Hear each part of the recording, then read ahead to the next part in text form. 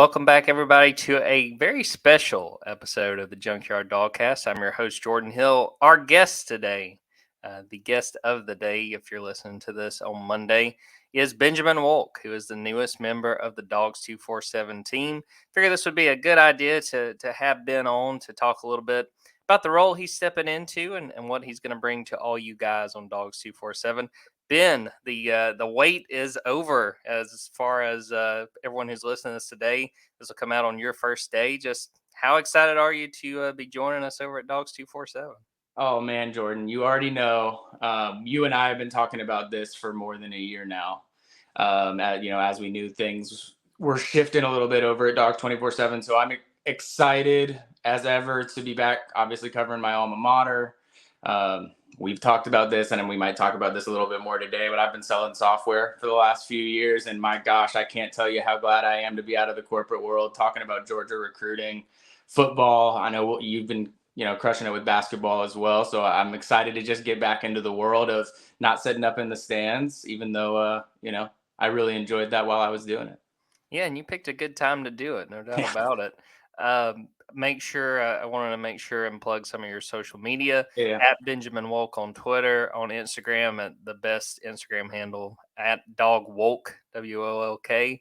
And I'll say on the Instagram too, that's a brand new Instagram. I didn't want y'all getting into any of my personal life or anything like that. So I've made a completely Georgia branded Instagram account. So please do follow that because, making content for 50 followers doesn't do me a whole lot of good. So I definitely want to push people there as well. But yeah, on Twitter too.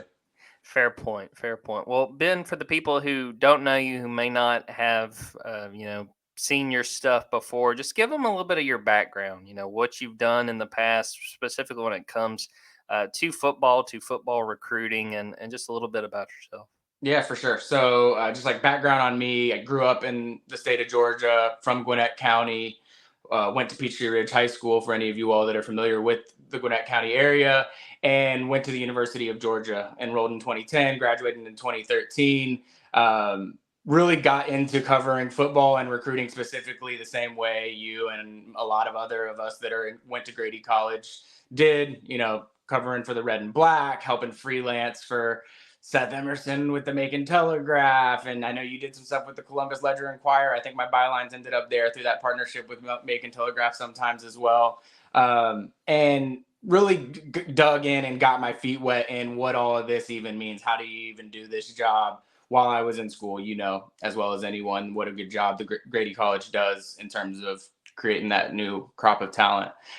Graduated from Georgia in 2013 and started working at the Oconee Enterprise, the weekly newspaper in Oconee. Did that for a little while, really looking to get to a weekly or a daily newspaper, and ended up down at Brunswick, the Brunswick News down in Brunswick, St. Simon's Island. Really spent my time there covering. I think the first story that I ever wrote was a recruiting story the first story down there I ever wrote was a recruiting story. DJ Dallas committing, ended up in Miami now with the Seahawks, but had committed to Georgia at the time. I think that was the first story I ever wrote for the Brunswick News down there, but lived down there for a year. Best decision I ever made. Met my wife. She was the editor of the Coastal Illustrated down there. And that's when I got after that, that's when I went over and started covering Auburn. So really, I would say for the purposes of this job, those 4 years that I spent in Auburn are really, what sets me up to, cover Georgia the way that I want to. And so I covered Auburn for SEC Country and Rivals for 4 years. We can talk a little bit more about some of that as you want. But that's really kind of my background. And then in 2019, 2020, I decided that I needed a little bit of a life shift. I wanted to get back to Athens, so I moved back to Athens, Georgia with my wife, got out of the industry, lived in the corporate world for a little while, and drove myself mad enough that I felt like I needed to come back, and you were gracious enough to help me do it. So, and we welcome you with open arms. There's no doubt about that, Ben.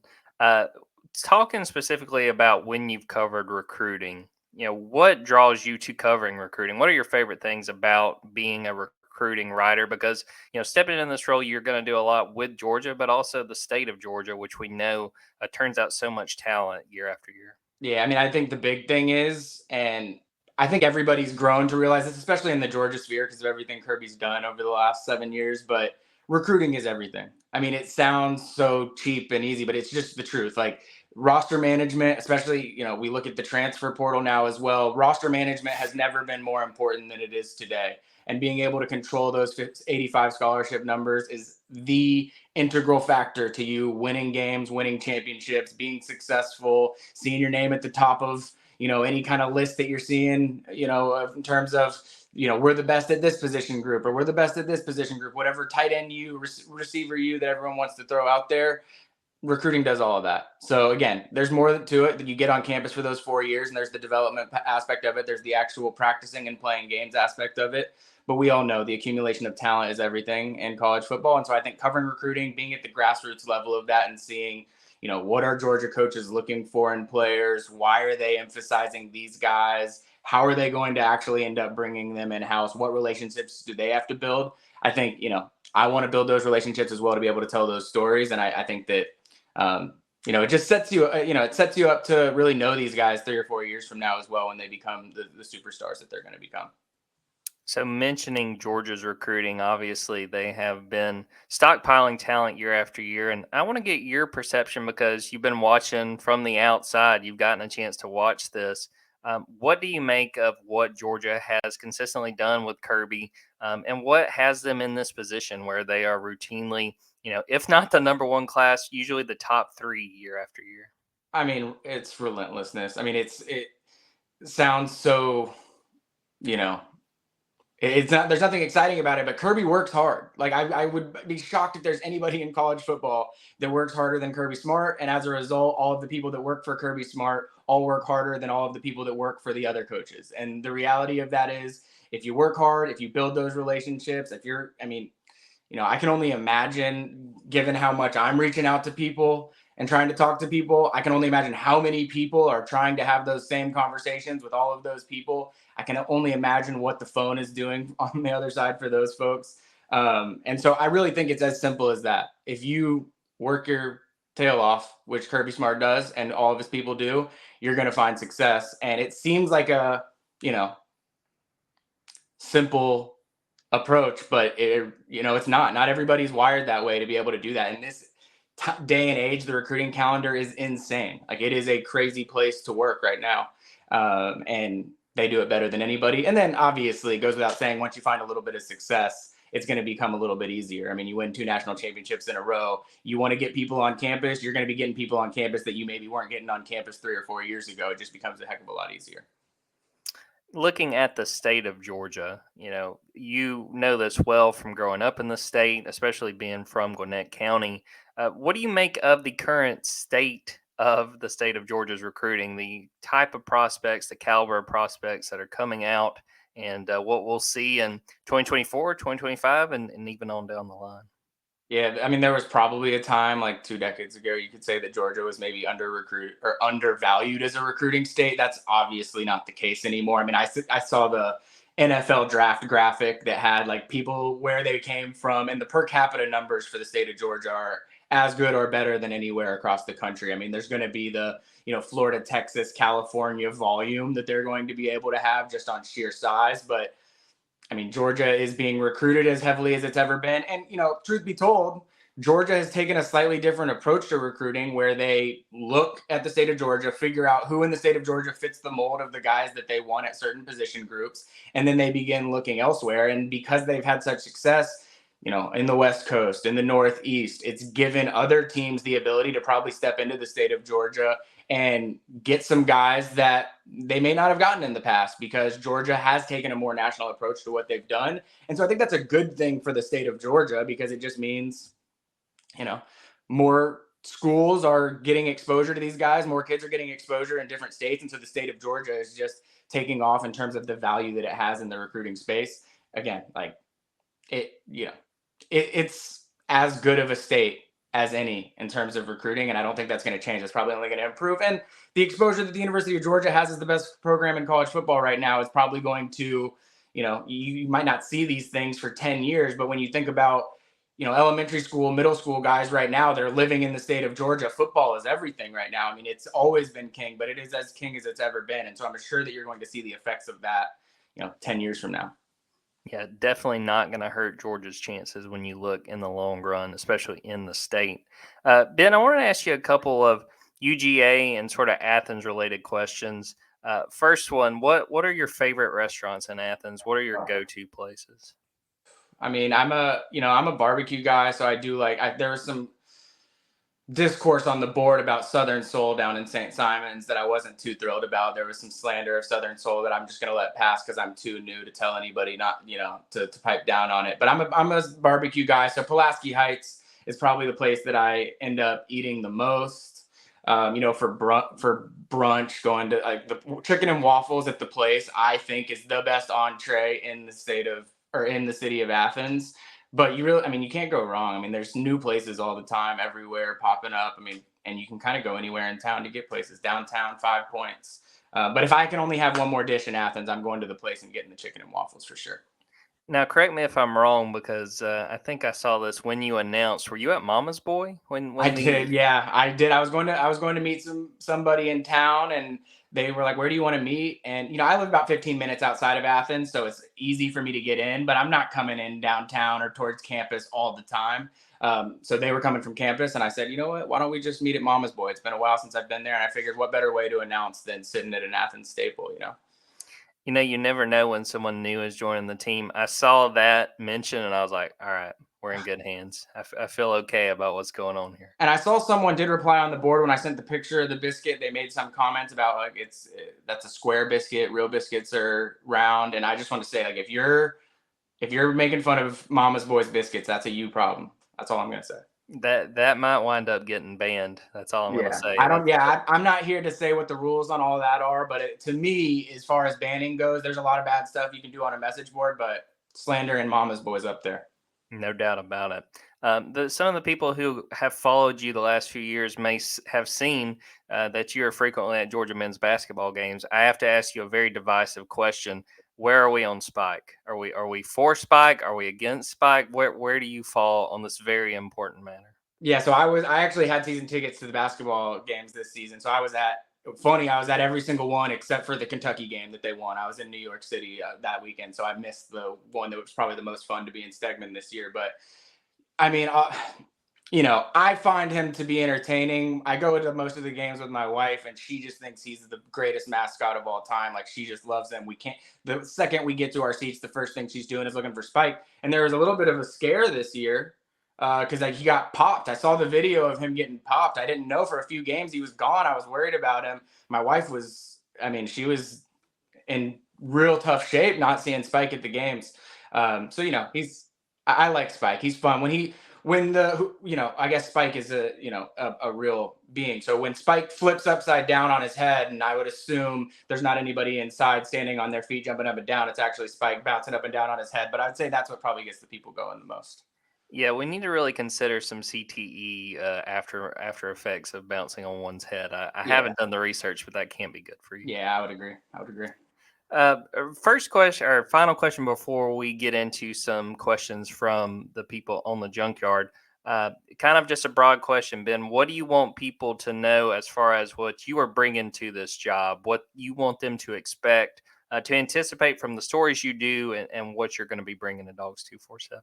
No, that's good, actually. I wish I would have mentioned that earlier, because for anybody that didn't see my first post when I was announced on the board, I really want to reiterate some of the things that I put in there as well. So I like to have a good time. I've been sort of those of you that are watching this, I've kind of been in your shoes at times as the person that's just consuming the Georgia content. So I know this beat. I know who does it. I know who does it really, really well. And I've followed it very closely for a long time. It's been my passion. It's been, even when I've been covering Auburn and I've been, doing that objectively, I obviously still have a care for Georgia because it's where I'm from. So I've always followed it closely. And I know what Rusty Manziel meant to this site. I know the work that he does in the state.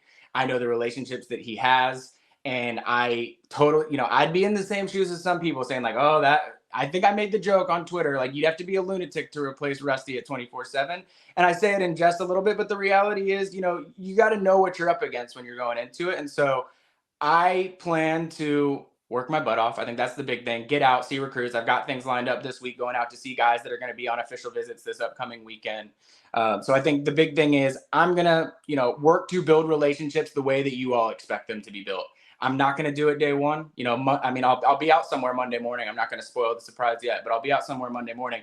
But I'm not going to build every relationship that needs to be built to know every single last thing that's happening with every single recruit on day one. I'm not saying that to cover my own behind. I'm saying that to say, I want you to know what to expect early on. And over the course of time, I promise you the coverage that you're going to get at Dawgs247 is going to parallel anything else that you are, paying to subscribe to anywhere else, because it's what I'm passionate about. And I know, at being on your side of things, what it's like to be looking for information from the people that are covering this. So I'm going to make sure that I'll take setbacks at time and say, all right, if I was not doing this and I was just looking at my coverage objectively, would I be getting the coverage that I feel like I want, that I'm paying for? And if my answer to that is no, I promise you that I'll be the first person saying, Ben, get your act together to be doing it, because I didn't get out of the corporate world to get back into this to not give you guys what you all deserve. So we're going to take a quick break, come back, and take some questions from the Junkyard, see what they got to offer, Ben.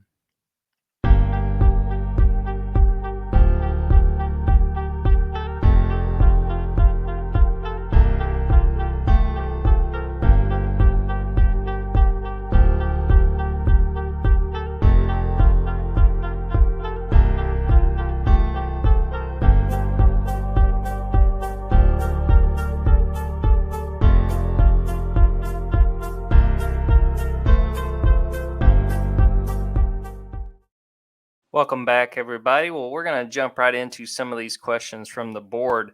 Maybe the biggest one, Ben, from Laxtalk, who says, would you still be here even if Mechie and Williams didn't get injured? That's the butterfly effect that I think has been on everybody's mind since this hire was announced. Yeah, I can't speak for Williams and Mechie. For Marvin Harris, when Marvin Harrison got taken, I was at the Peach Bowl for that one. Obviously, adrenaline was quite high in the building at that moment. So, if that hadn't happened, I don't know what the after effects would have been. But yeah, no, I saw that question on the board. I was like, I don't know how the hell I'm going to answer this one. But yeah, I'll say it's a big, that whole argument is a big pet peeve of mine. So we won't even go down that road. Fair enough. JB Dawgs247 asks, and I think this honestly is a pretty important question. Mm-hmm. What will Ben's philosophy be on crystal balls? It's something that we use to great effect and quite useful in recruiting on the site. But what do you think about how you want to use crystal balls? Sometimes recruiting writers will hold them until it's very obvious a commit's coming. Sometimes it's more of a prediction tool. What do you think as you step in, how you want to sort of handle that? That's a good question. I used to do crystal balls before I went to Rivals, when I was at SEC Country. I did them. Actually, I encourage, and this isn't it is a pat myself on the back moment. I encourage everybody to go back to 2018. There was a moment in the summer I threw in 3 crystal ball picks on Georgia, just kind of out of the blue, got some good information. I know that there was some buzz that was going on, but it was Jordan Davis, Cade Mays, and Otis Reese. I know that they didn't all turn out the way that everybody wanted to necessarily, but Jordan Davis certainly did.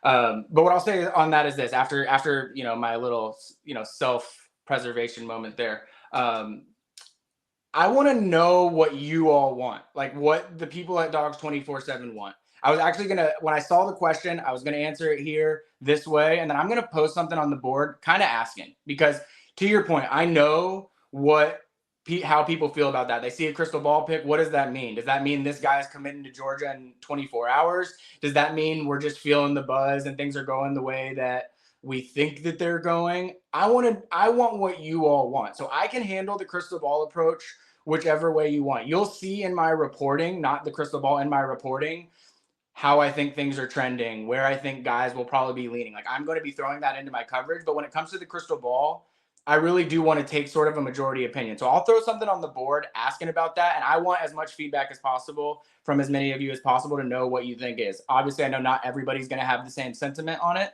but I'll try and take a majority approach on things. My general feeling on it is I don't want to wait until 10 minutes before and say, I know this guy's coming because he sent commitment graphics to 15 different people and everybody in the industry knows it.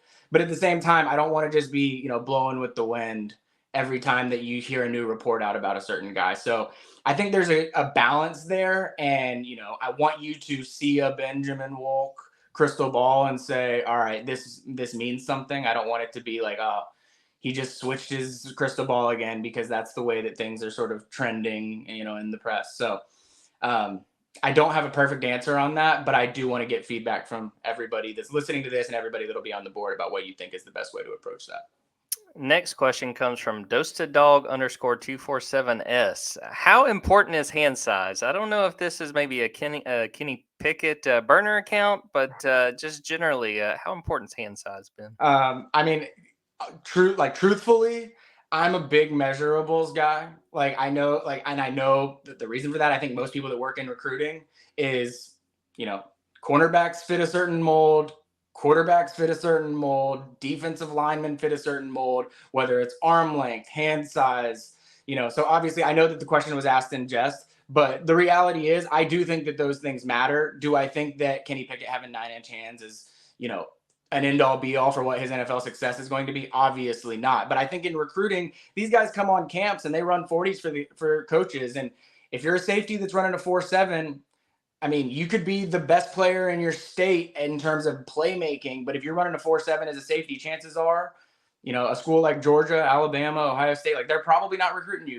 just because of certain measurables that you have. So I do look at those things very closely, because I think that coaches are looking at that to dictate who are we bringing on board to fill our rosters. How important is hand size for a quarterback? I mean, anything. I think there is a stat out there. It's anything less than 9 inches, and you're or maybe it's less than 9.5 inches, and it's you haven't won a playoff game in X amount of time or something like that. So it's rare, but you can't. That can't be the only evaluating factor, I guess. A very thorough answer to a very silly question. I love to see it. A couple more that are not quite as serious or thorough. Spots Are Tight asks, preferred adult libation. What is your go-to drink? I don't know if this is gonna show my ass a little bit too much, but I mean, I'm a tequila drinker, and I'm hops, when I'm drinking beers, hops don't usually sit as well with me. And when I start drinking anything that's a mixed drink, it doesn't really sit well with me. So I try and stick with tequila and something that is not sugary to kind of water it down a little bit. But it sounds like a crazy answer, but that is just typically the way that I go.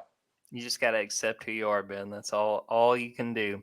Judge Larry Dog asks, what's your favorite mayonnaise? My favorite. I mean, I guess Duke's, because they just do such a great sponsorship with though I know our boy Josh Pate nationally is not a fan of the opening day neutral site game. So maybe Duke's is part of the problem there. I don't know. So I don't know. I guess I'll have to think about that answer. Me and Team Hellman's are very disappointed in your decision, your response there. What should my answer? Oh, okay, yeah. Hellman sounded good to me. That's all I know. Last question we got from the board. Oh, God. They may have to foil you this one. What was Ben's previous screen name on here? That was Yes Sir, which I'm hoping is Sam Pittman. Yep, you're gonna have to go through the open records request to get that one. You wouldn't even believe me if I told you, so I'm not gonna tell you. Our boss, Kevin Ryan, cut it off when we started my new account. So we started fresh. Nobody will ever be able to dig up any old posts or anything like that. So yeah, you'll just have to keep guessing. The speculation will have to go on forever. My money is on it was either Gunna or Deputy Dog, who strangely have gone missing since Benjamin Wolk. I mean, coincidence? Yeah. I mean, hey, who's to say? Who's to say? Ben, I really appreciate you taking the time. Is there anything else you want to tell the listeners of this podcast, the Junkyard members, everyone who's going to be checking out your content at Dawgs247? No, I mean, I'll say I appreciate the warm welcome. I made the joke about it in another thread about, y'all could have ripped me a new one. Y'all could have been real mean when I announced, said, who the hell's this guy? You didn't. So I appreciate that. I promise you, I'm going to give you the coverage that you all deserve. I'm going to be out there this week going to see a couple guys that were on visits this last weekend, a few guys that are going to be on visits this upcoming weekend, and I'm going to be working the phones trying to get guys as well. It's going to be a huge June for Georgia. I don't think it takes somebody that's covering Georgia recruiting to be able to say that. There's going to be 1 million guys on campus for official visits throughout this weekend. There's going to be camps throughout the weeks in between as well. And Georgia's going to add to its already best class in the country. So it's going to be a good month. And, that makes it so that I'm jumping in head first. It's going to be a busy time, my first month on the job. So I'm excited about it.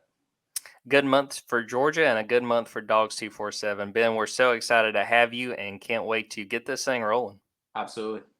We're going to wrap up the episode there. Appreciate Ben for popping on. Appreciate everybody who checked this episode out. And until next time,